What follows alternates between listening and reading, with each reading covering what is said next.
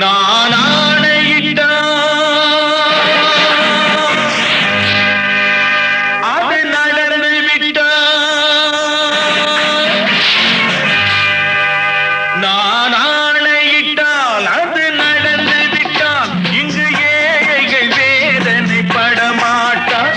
உயிர் உள்ளவரை ஒரு துன்பமில்லை, அவர் கண்ணீர் கடலிலே விழமாட்டார், அவர் கண்ணீர் கடலிலே விழமாட்டார்.